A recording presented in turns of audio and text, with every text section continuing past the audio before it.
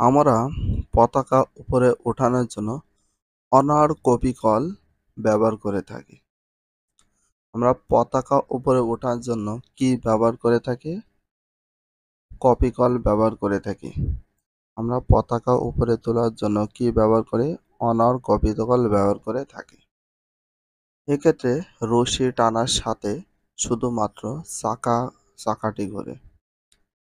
এখানে পতাকাকে যত উপরে উঠাবার প্রয়োজন হয়, রশিকে তত নিচের দিকে টানতে হয়। ফলে এর মাধ্যমে যান্ত্রিক সুবিধা পাওয়া যায় না, তবে বলের দিক পরিবর্তন করা যায়। যান্ত্রিক সুবিধা পাওয়া যায় এর ভিতরে, কিন্তু বলের দিকের পরিবর্তনটা হয়। কিসের দিক পরিবর্তন করা হয়? বলের দিক পরিবর্তন করা হয়।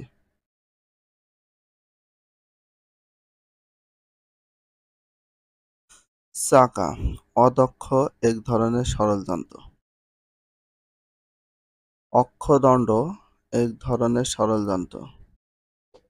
চাকা আর অক্ষদণ্ড এক ধরনের সরল যন্ত্র। Very very important. এটা মূলত লিভারের ভিন্ন রূপ। চাকা বা অক্ষদণ্ড কি এক ধরনের সরল যন্ত্র বলা হয় কোনটিকে? চাকা বা অক্ষদণ্ড। তাহলে এক ধরনের সরল যন্ত্র বলা হয় কোনটাকে? চাকা বা অক্ষদণ্ডকে। এটা মূলত লিভারের ভিন্ন রূপ। এখানে ভারকে একটি রশির মাথায় বাঁধা হয় এবং চাকাটিকে ঘুরিয়ে সে রশিটি অক্ষদণ্ডে জড়ানো হয়। চাকা অক্ষদণ্ডের ব্যাসার্ধের অনুপাতের উপর এর যান্ত্রিক সুবিধা নির্ভর করে। চাকা ও অক্ষদণ্ডের ব্যাসার্ধের অনুপাতের উপর এর যান্ত্রিক সুবিধা নির্ভর করে। তাহলে কিসের কোন ব্যাসার্ধের অনুপাতের উপর যান্ত্রিক সুবিধা নির্ভর করে? একটা হচ্ছে চাকা আর অক্ষদণ্ডের ব্যাসার্ধের উপর। চাকা বা অক্ষদণ্ডের ব্যাসার্ধের উপর। অর্থাৎ যদি চাকার ব্যাসার্ধ অক্ষদণ্ডের ব্যাসার্ধ 6 গুণ হয়, তবে 1 কিলোগ্রাম বল প্রয়োগ করে 6 কিলোগ্রাম ভরের বস্তুকে উপরে উঠানো যাবে। যদি চাকার ব্যাসার্ধ অক্ষদণ্ডের ব্যাসার্ধ 6 গুণ হয়, কয় গুণ হয়? 6 গুণ হয়, তবে 1 কিলোগ্রাম বল প্রয়োগ করে 6 কিলোগ্রাম ভরের বস্তুকে উঠানো যাবে। কয় কিলোগ্রাম বল প্রয়োগ করে? 1 কিলোগ্রাম। শুধুমাত্র কয় কিলোগ্রাম? 1 কিলোগ্রাম বল প্রয়োগ করে কত কিলোগ্রাম? 6 কিলোগ্রাম ভরের উপরে উঠানো যাবে। তাহলে একটি ব্যাপার স্পষ্ট যে চাকা অক্ষদণ্ডের যান্ত্রিক সুবিধা বৃদ্ধির জন্য এর চাকার ব্যাসার্ধ বেশি হওয়া প্রয়োজন।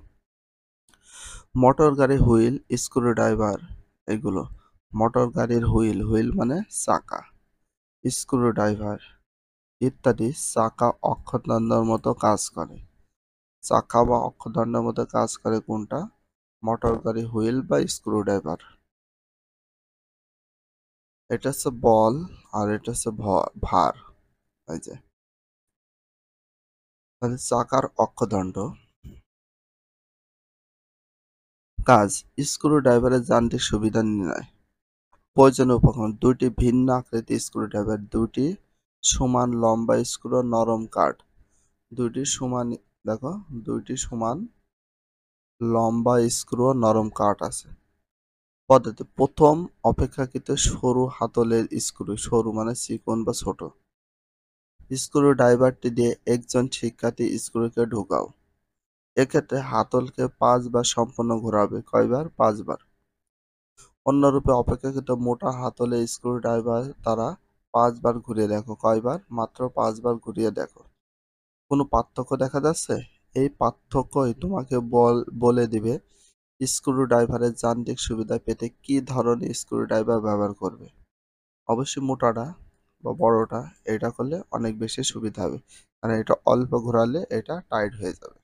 ভিডিওটি এখানে শেষ করছি। যদি ভিডিওটি ভালো লাগে চ্যানেলে সাবস্ক্রাইব করতে হলে ফলো করে দিও, তার সাথে একটা লাইক এবং একটা কমেন্ট করে দাও। নেক্সট ভিডিও পাওয়ার জন্য অবশ্যই বেল আইকনটা অল করে রাখো, যাতে নিউ ভিডিও আপলোডের সাথে সাথে সর্বপ্রথম তোমাদের কাছে নোটিফিকেশনটা পৌঁছে যায়। If you love this video please subscribe my channel, like comment share, hit the bell icon for getting next video.